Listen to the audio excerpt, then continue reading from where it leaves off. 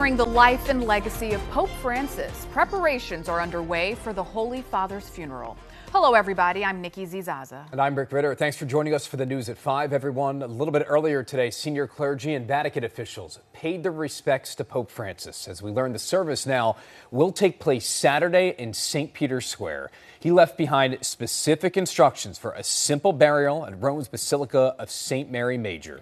The Cardinals will be choosing a date after Saturday's funeral to begin their conclave to elect the church's next leader. And as people here in Maryland and across the nation remember Pope Francis, some faith leaders reminding of everything he did and the call to welcome the LGBTQ+ community into the church. Casey Baylor's on your corner, remembering the powerful words that shifted the Catholic community.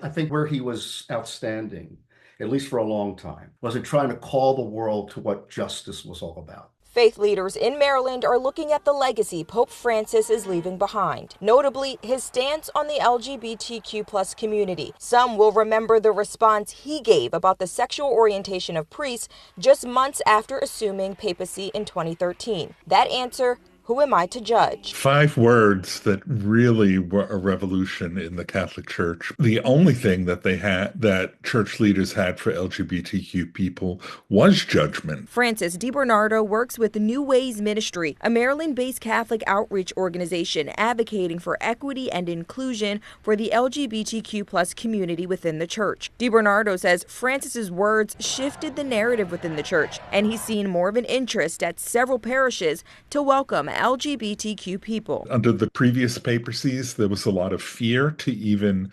address this topic, and he gave people courage. I think his heart was always in the right place. Pope Francis called laws criminalizing homosexuality a, quote, sin and an injustice. He allowed priests to bless members of same-sex couples. However, he said blessing same-sex unions goes against the laws of the church. Father Al Risdorfer, a pastor independent of the Roman Catholic Church, says this is one of multiple statements he has questioned from the Pope. I think he's one of many people in the Roman Catholic Church that feel torn between what their heart says they should be saying and should be going, and what the doctrine and the